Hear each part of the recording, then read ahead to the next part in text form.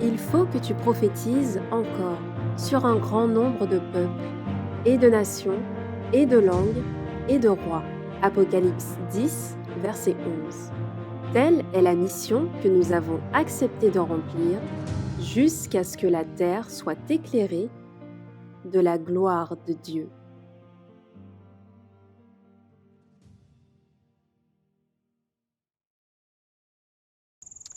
Amen. Eh bien, bonsoir à toutes et à tous. Merci encore une fois pour votre participation, votre implication. Je souhaite la bienvenue à ceux qui nous ont rejoints ce soir encore. Et nous allons poursuivre notre séminaire qui a pour titre Le message des trois anges. Le séminaire de cette semaine a pour titre Le message des trois anges. Tout le monde en chœur. Il a pour titre Le message des trois anges. Amen. Le message des trois anges. Oui, il n'y a pas qu'une seule personne qui écoute, qui est dans l'assemblée. Le message des trois anges. Et nous allons commencer cette quatrième soirée de séminaire. Et nous allons invoquer la présence du Seigneur par la prière. Et je vous inviterai, là où c'est possible, à pouvoir prendre la position qui convient avec moi.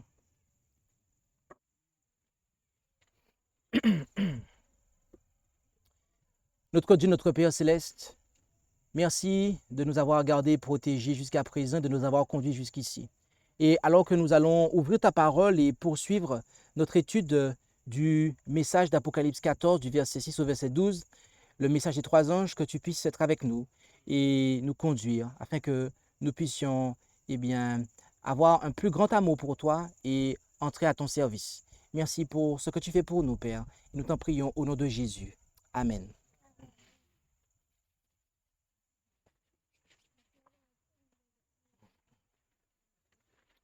Le thème de la première présentation, le thème de cette première présentation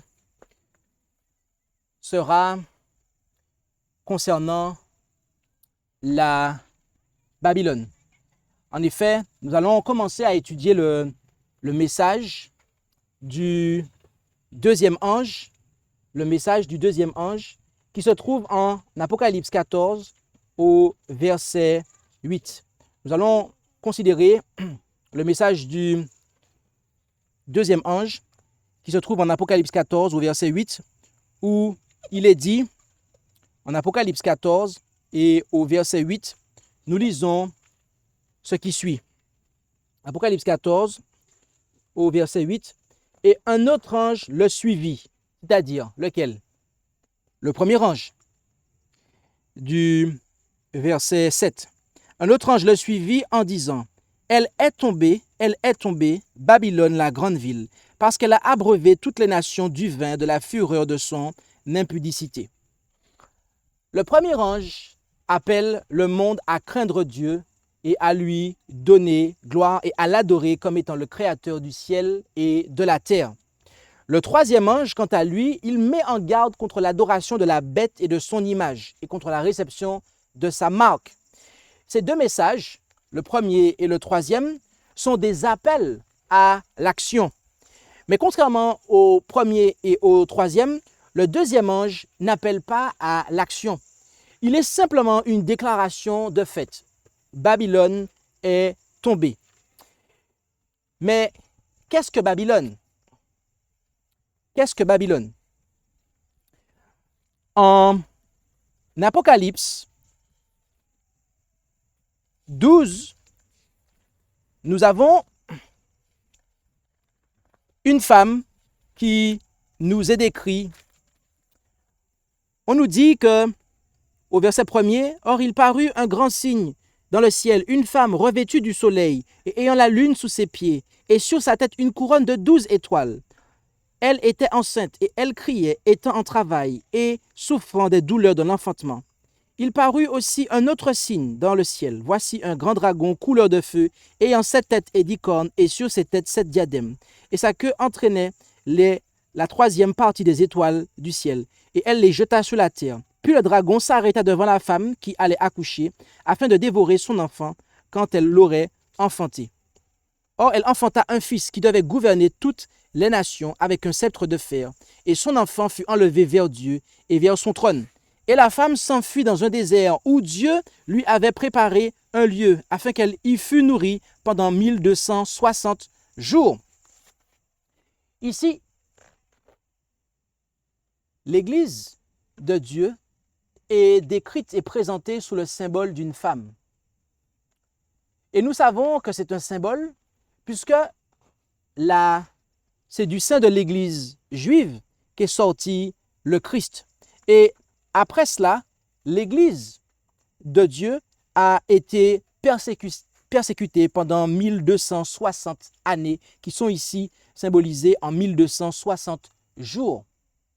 Donc, il est manifeste que ici, l'Église de Dieu est présentée comme une femme qui est chaste.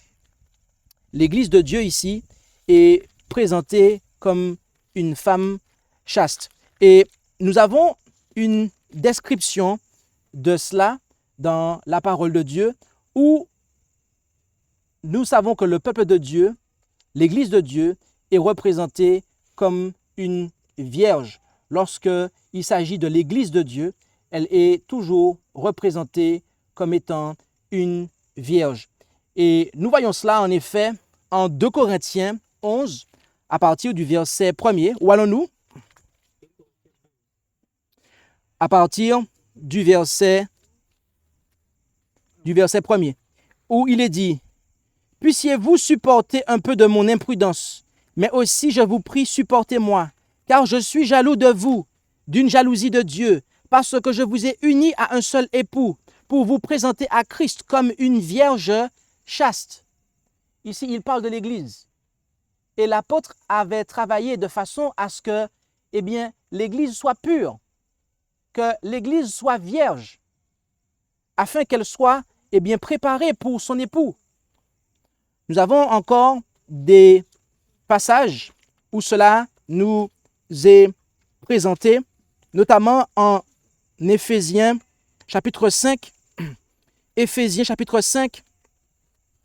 où il est dit, à partir du verset 22, « Femmes, soyez soumises à vos propres maris comme au Seigneur, parce que le mari est le chef de la femme, comme aussi le Christ est le chef de son Église, qui est son corps et dont il est le sauveur. Or, de même que l'Église est soumise à Christ, que les femmes le soient aussi à leur propre mari en toutes choses. Marie, aimez vos femmes comme aussi Christ a aimé l'Église, et s'est livré lui-même pour elle, afin de la sanctifier en la purifiant et en la lavant par l'eau de la parole, pour la faire paraître devant lui une Église glorieuse, sans tache, ni ride, ni rien de semblable, mais sainte et irrépréhensible. C'est ainsi que les maris doivent aimer leurs femmes, comme leur propre corps. Celui qui aime sa femme s'aime lui-même, car personne n'a jamais haï sa propre chair, mais il la nourrit et l'entretient, comme le Seigneur le fait à l'égard de l'Église. Parce que nous sommes les membres de son corps, étant de sa chair et de ses os. C'est pourquoi l'homme quittera son père et sa mère et s'attachera à sa femme, et les deux ne seront qu'une seule chair. Ce mystère est grand, je le dis par rapport à l'Église, par rapport à Christ et à l'Église. Ainsi que chacun de vous aime sa femme comme lui-même et que la femme respecte son mari. Amen. Ici, dans ces versets que je vous ai lus en Éphésiens 5, du verset 22 jusqu'à la fin du chapitre, nous voyons que le mariage est pris comme un symbole de la relation qu'il y a entre le Christ et l'Église. Ici, nous voyons que l'Église est symbolisée comme étant une femme. Et lorsque elle est sanctifiée et lavée, elle est prête à pouvoir être au Christ. Donc, en résumé, lorsque nous avons une femme dans la prophétie biblique qui est vierge, comme on l'a vu en Apocalypse 12, il s'agit d'un symbole convenable. Ici, on a une représentation de l'Église de Dieu. Mais alors, qu'est-ce qu'une femme qui est débauchée? Qu'est-ce qu'une femme qui est prostituée? Lorsqu'on parle de Babylone, il s'agit d'une femme. En effet, en Apocalypse 17, on nous dit au verset 1er, et l'un des 7 anges qui avait les 7 coupes vint et me parla en disant, viens, je te montrerai le châtiment de la grande prostituée qui est assise sous les grosses eaux. Donc ici, là, on a affaire à une prostituée avec laquelle les rois de la terre ont commis fornication et qui a enivré du vin de sa prostitution ceux qui habitent la terre. Rappelez-vous que l'Église de Dieu est représentée comme étant une femme, n'est-ce pas? Une femme qui est vierge, qui est chaste. Et une femme, elle n'a qu'un seul mari dans la Bible. Parce que rappelez-vous, Dieu, le créateur du ciel et de la terre, il est contre la polygamie. D'accord? Or ici, on a une femme qui a plusieurs hommes en fait. D'accord? Et il me transporta en esprit dans un désert et je vis une femme assise sur une bête de couleur écarlate, pleine de noms de blasphème et ayant 7 têtes et 10 cornes. La femme était vêtue de pourpre et d'écarlate, parée d'or, de pierres précieuses et de perles. Elle tenait à la main une coupe d'or pleine des abominations et des souillures de sa prostitution. Et sur son front était écrit un nom, mystère, Babylone la grande. Donc ici, nous voyons que Babylone, c'est le nom de quoi en fait? C'est le nom d'une femme. D'accord? Babylone, c'est le nom d'une femme. Le nom d'une femme débauchée, le nom d'une femme prostituée. Mais laquelle? Ici, au chapitre 17, lorsque nous continuons la lecture du verset 5, il est dit « la mère des fornicateurs et des abominations de la terre ». Dans la version que je vous ai lue, il est marqué « la mère des fornicateurs ». Mais dans le texte original, dans le texte grec, le mot ici, il est au féminin singulier. Et la meilleure traduction qui puisse être faite ici, c'est prostituée. Autrement dit, Babylone, la grande, la mère des prostituées. Ici, nous apprenons 2 choses. Que Babylone, la grande, est la mère des prostituées. Vous savez, lorsque une femme a un enfant avec un homme et que cela se fait dans les liens du mariage, eh bien, normalement, l'enfant, il prend le nom de son papa. D'accord? C'est le père qui donne le nom, en fait. Mais dans le cas de prostitution, comme la femme n'a pas de mari, eh bien, l'enfant de la prostituée porte le nom de sa mère. Et ici, c'est intéressant de voir que Babylone est un nom de famille. En effet, dans cette famille, il y a la mère des prostituées. Et qui dit mère, dit qu'elle a des filles. Oui, pourquoi? Parce que rappelez-vous, c'est le mot est au féminin singulier. Donc c'est prostituée. Donc cela est féminin ici en fait. Donc cela implique qu'il y a une mère et des filles. Or, rappelez-vous qu'une femme est le symbole d'une église. Lorsqu'elle est chaste, cela représente une église qui a des enseignements qui sont purs. Une église qui est lavée par l'eau de la parole. Mais lorsqu'elle est une prostituée, cela est le symbole d'une église qui est corrompue, d'une église qui est apostate. Et ce, parce qu'elle a de faux enseignements. Quelle église? Quelle église est la mère de toutes? Quelle église est la mère de toutes en matière d'abomination, en matière d'apostasie? Avez-vous une idée? L'église, effectivement, catholique romaine. Elle est la mère des prostituées. Elle est la mère des prostituées. Mais qui sont ces filles? Qui sont ces filles? Il s'agit des églises protestantes, des églises qui jadis protestaient, mais qui ont cessé de protester. Et bien aimé, voyez-vous, il nous est dit aussi que lorsque nous revenons en Apocalypse 14, on nous dit que Babylone, donc elle est tombée, Babylone la grande ville. Ici, qui est-ce qui est tombé? Qui est-ce qui est tombé ici? Babylone. Est-ce la mère ou la fille? Ou les filles? La mère? En quelle année sommes-nous lorsque ce message commence? Lorsque le message des 3 anges commence? En quelle période sommes-nous en fait? Nous sommes dans les années 1800 en fait. À ce moment-là, l'Église catholique romaine est déjà apostate depuis plusieurs siècles. Rappelez-vous une chose, c'est que Babylone, c'est un nom de famille qui englobe à la fois la mère et les filles. Donc ici, qui est-ce que cela concerne-t-il? Le deuxième ange. Qui est-ce qu'il décrit en fait?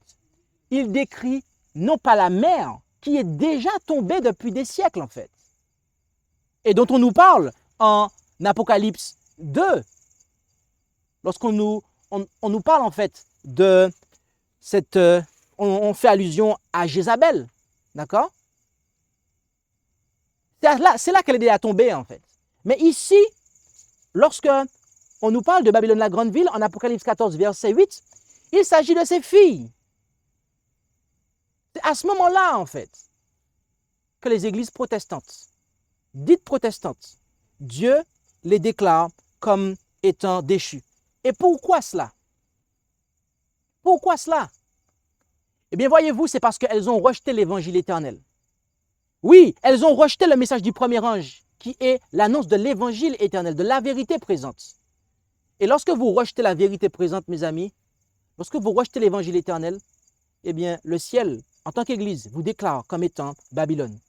Et on nous dit que Babylone, la grande ville, elle a abreuvé toutes les nations du vin de la fureur de son impudicité. On nous dit qu'elle a abreuvé. Mais qu'est-ce que ce vin? Qu'est-ce que ce vin dont elle abreuve les nations? Voyez-vous, le terme qui est employé ici pour abreuver est potizo. C'est un terme grec qui est potizo. Et on retrouve ce terme-là en 1 Corinthiens, chapitre 3, et à partir du verset 1er. Où allons-nous?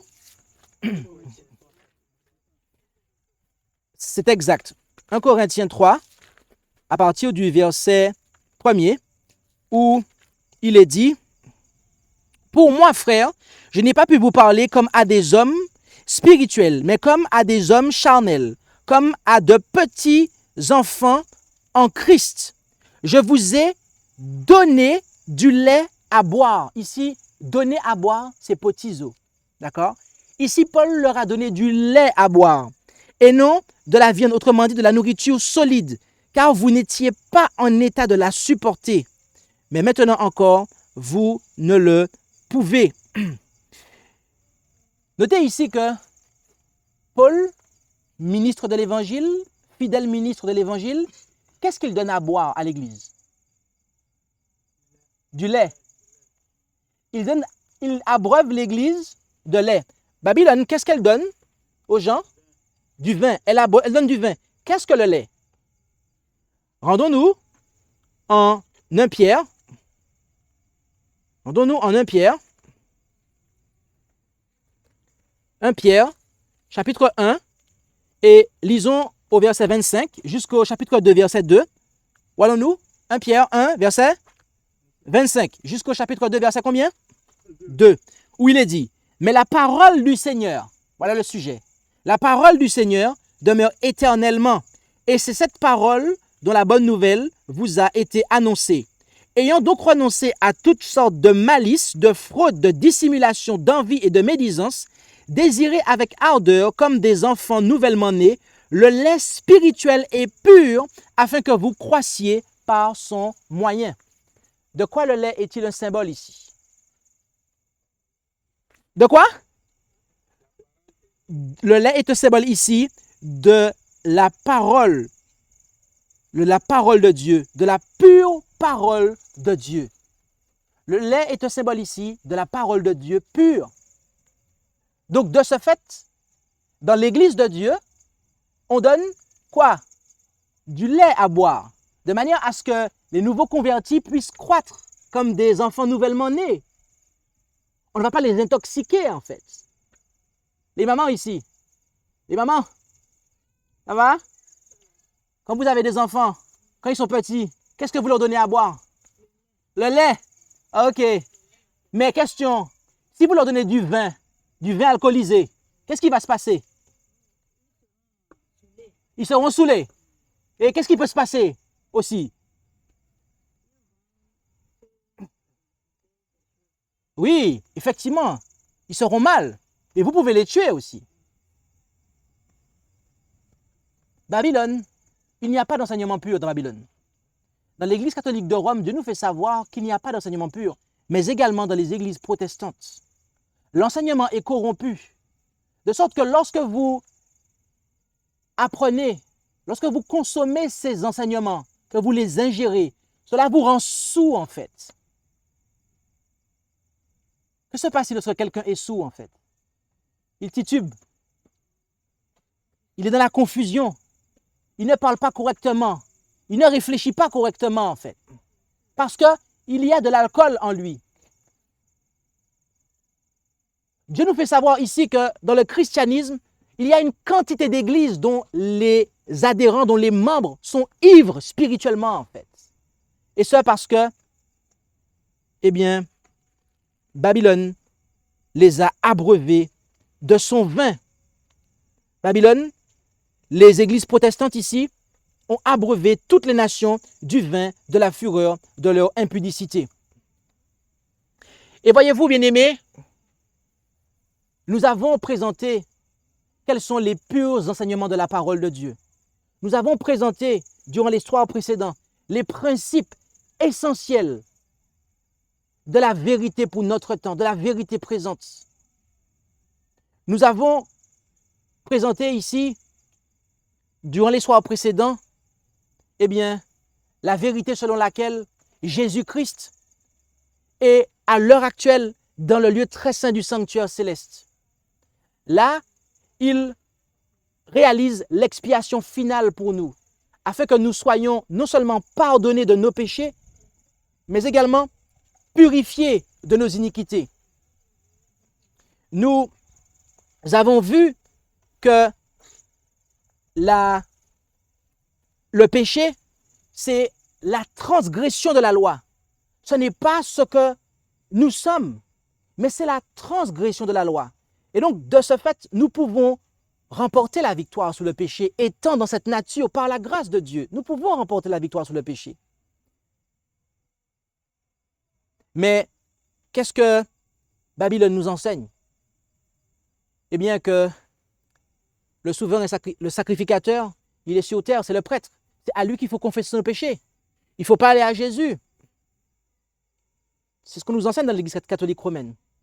Et dans les églises protestantes, on ne nous enseigne pas que Jésus-Christ est dans le lieu très saint et qu'il fait l'expiation pour nos péchés. Non. Dans ces églises, on nous enseigne uniquement le pardon, mais pas la sanctification, pas la purification des péchés. Dans les églises de Babylone, eh bien, on nous enseigne que le péché, c'est ce que nous sommes. C'est pour cela, en fait, que dans l'Église catholique romaine et aussi dans certaines églises protestantes, on va, en fait, baptiser les enfants bébés. Oui, parce que le péché, c'est ce qu'on est, en fait. Et donc, il faut être sauvé. Le baptême par immersion, le baptême par aspiration, devrais-je dire, je reprends cela. Le baptême par aspiration est un vin, une doctrine qui compose le vin de Babylone. Nous avons aussi vu ce que nous disent les 10 commandements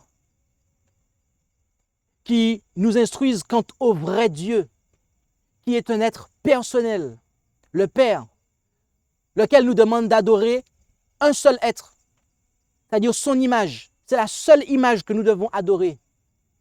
C'est l'image de Dieu, Jésus-Christ. Or, dans les églises protestantes, ils adorent plusieurs dieux. Ils adorent Dieu le Père, Dieu le Fils, Dieu le Saint-Esprit. Ils adorent une Trinité. Et ils spiritualisent Dieu. Et vous savez quoi? Lorsque vous adhérez à la Trinité, vous devez croire que Dieu est partout. Sauf que si Dieu est partout, cela signifie qu'il n'est nulle part en fait. Et si Dieu est partout, cela signifie que le sanctuaire est partout. Sauf que si le sanctuaire est partout, il n'y a pas en fait de sanctuaire littéral. Et si Dieu est partout, lorsque Jésus-Christ a dit qu'il est monté vers le Père, cela signifie que Jésus-Christ est allé partout. Or, si Jésus-Christ est partout, cela signifie que Jésus-Christ n'a pas lieu de revenir puisqu'il est déjà avec nous en fait. Voilà en fait la confusion que met l'enseignement de Babylone dans la tête des croyants, de par ses faux enseignements de par sa spiritualisation de la divinité. Et voyez-vous, il y a une autre implication à cela. C'est que cet enseignement de la Trinité, eh bien, vous devez croire que Dieu est esprit. Oui, Dieu n'est que esprit. C'est pour cela qu'on dit que ces églises disent que Dieu est partout. Sauf qu'avec cet enseignement, vous devez croire en fait que Dieu existe indépendamment d'un corps. Que Dieu n'a pas besoin d'un corps pour exister en fait. Sauf que voyez-vous, il y a un problème à cela. C'est que nous avons été faits à l'image de Dieu. Or, si nous avons été faits à l'image d'un Dieu qui n'a pas de corps, mais qui n'est que pur esprit, à quoi cela nous amène-t-il? Eh bien, cela nous amène à croire que nous aussi, lorsque notre corps se détériore et qu'il meurt, eh bien que nous pouvons continuer à vivre sans corps. Notre esprit, notre âme est immortelle. Or, cela est une erreur fondamentale, car l'Écriture nous dit, bien-aimés, que lorsque nous mourrons, tous nos desseins périssent. Lorsque nous mourrons, nous entrons dans un sommeil et nous ne savons rien de ce qui se passe sur la surface de la terre. Notre esprit retourne à Dieu dans un état d'inconscience totale. Or, dans ces églises de Babylone, on nous enseigne cela, que lorsque vous mourrez, eh bien, votre âme, votre esprit va directement au ciel et vous voyez ce qui se passe. C'est du spiritisme. Et ce spiritisme-là, il est dû au fait que, premièrement, on a d'abord spiritualisé Dieu, en fait. Donc, le Dieu que l'on adore, eh bien, il finit par avoir un impact sur nous et sur nos croyances. Nous avons vu ce qu'il en est aussi par rapport au 4e commandement, qui est le sabbat du 7e jour, qui a lieu du vendredi coucher du soleil au samedi coucher du soleil. Nous avons vu aussi ce qu'il en est par rapport au fait de donner gloire à Dieu. Tout ce que cela implique, en passant par notre caractère, en allant de notre caractère jusqu'à la façon dont nous traitons notre corps. Or, dans nombre de ces églises, on vous dit que vous pouvez manger ce que vous voulez. Il n'y a pas de problème. On vous enseigne à souiller votre corps. Et elles ne savent même pas que le jugement est venu. Elles pensent encore que le jugement est à venir, alors que l'heure du jugement a déjà commencé. Le jugement investigatif. Bien-aimés, ces enseignements sont ceux des églises de Babylone. Et voyez-vous, Dieu nous demande quelque chose de particulier à cet égard. Car, voyez-vous, lorsque nous nous rendons en Apocalypse 18, où allons-nous? C'est exact. Apocalypse 18, qu'est-ce que nous lisons là? Il est dit ici, en Apocalypse 18, au verset 1er, « Après cela, je vis descendre du ciel un autre ange qui avait un grand pouvoir. La terre fut éclairée de sa gloire. Et il cria avec force et à grande voix et dit, « Elle est tombée, Babylone la grande, et elle est devenue la demeure des démons, et le repère de tout esprit immonde, et le repère de tout oiseau immonde et horrible. Car toutes les nations ont bu du vin de la fureur de sa fornication. » Avez-vous lu cela? C'est ce qu'on vient de dire là, en fait. Cela ne fait-il pas écho à ce qu'on a lu en Apocalypse 14? Mais quelle est la différence, en fait, avec Apocalypse 14, verset 8? Prêtez attention avec moi. Gardez un doigt en Apocalypse 18 et rendons-nous en Apocalypse 14 à nouveau, verset 8. Et on va comparer les deux versets. Apocalypse 14, verset 8 dit que Babylone a abreuvé toutes les nations du vin de la fureur de son impudicité. Je répète, Apocalypse 14, verset 8 nous dit que Babylone a abreuvé toutes les nations du vin de la fureur de son impudicité. Apocalypse 18 nous dit que toutes les nations ont bu du vin de la fureur de son impudicité. Je répète, Apocalypse 18, verset 3 dit que toutes les nations ont bu du vin de la fureur de son impudicité.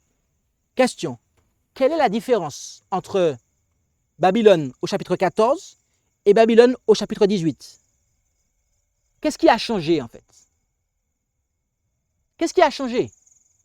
Bien-aimés, au chapitre 14 et au verset 8, Babylone abreuve, c'est-à-dire qu'elle donne à boire. Autrement dit, le bar est ouvert. Mais au chapitre 18, au verset 3, les gens sont venus et ils ont bu.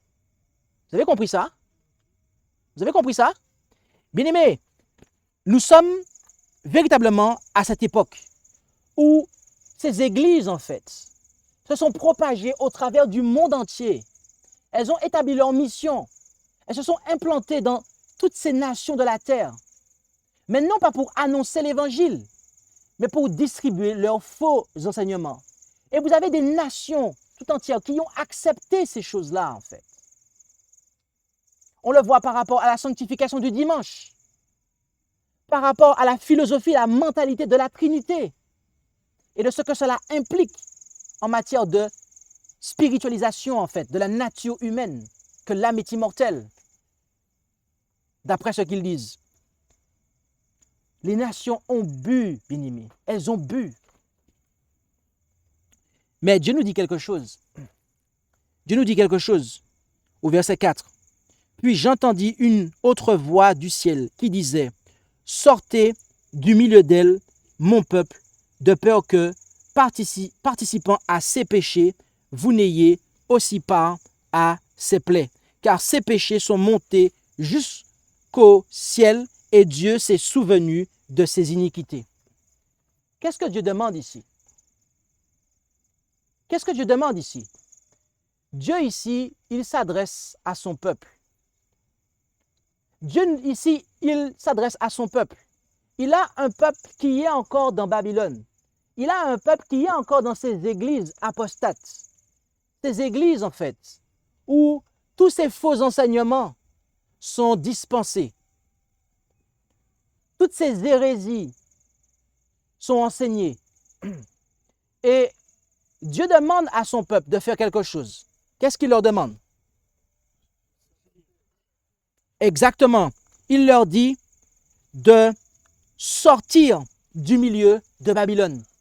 Dieu demande à son peuple de sortir de ces églises apostates. Pourquoi? Pourquoi? Eh bien parce que si le peuple de Dieu ne sort pas du sein des églises apostates, Dieu va tenir ce peuple pour responsable des péchés de Babylone. C'est ce qu'il est dit ici. De peur que, participant à ses péchés, vous n'ayez aussi part à ses plaies. Si Dieu nous envoie la lumière de l'évangile éternel pour nous montrer en fait la vérité et en contraste l'erreur, et que nous décidons de rester dans l'erreur, eh bien, nous serons participants. Nous serons participants. Et lorsque notre cas passera en jugement, comme nous l'avons vu hier, eh bien, nous serons jugés et nous serons considérés comme ayant participé et donc comme devant avoir part aux plaies avec les églises corrompues. Qui est-ce qui, en ce soir, désire être jugé et condamné pour avoir participé au péché de Babylone? Levez la main. Qu'est-ce qui veut être condamné? Qu'est-ce qui veut être puni pour avoir participé au péché de Babylone? Personne. Chaque soir, je lance un appel et je demande de lever la main. Qu'est-ce qu'il veut en fait? Et d'habitude, tous les soirs, tout le monde lève la main en fait. Mais là, ce soir, personne n'a levé la main. Amen. Gloire à Dieu. Personne n'a levé la main. Parce que nul d'entre nous, bien-aimés, ne veut être tenu responsable du fait d'avoir participé au péché de Babylone. Mais alors,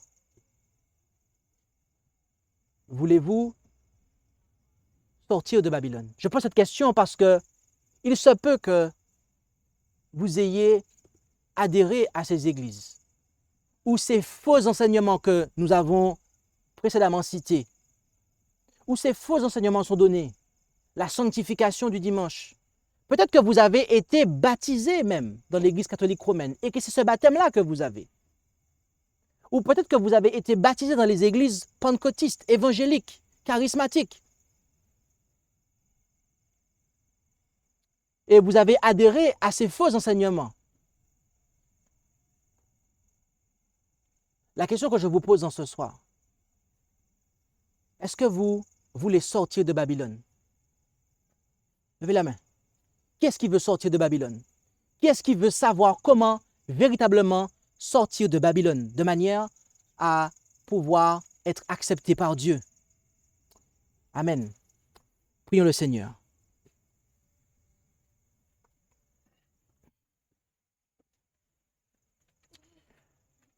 Notre Dieu, notre Père céleste, merci de nous avoir éclairés par ta parole.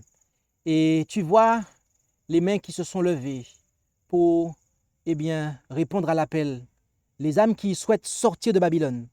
Père céleste, que tu puisses leur apporter la lumière afin qu'elles puissent savoir dans la prochaine présentation ce qu'elles doivent faire pour se désolidariser totalement de l'apostasie, de sorte qu'elles puissent être totalement acceptées par toi. Bénis chacun d'entre nous, Père céleste, et nous t'en prions au nom de Jésus. Amen.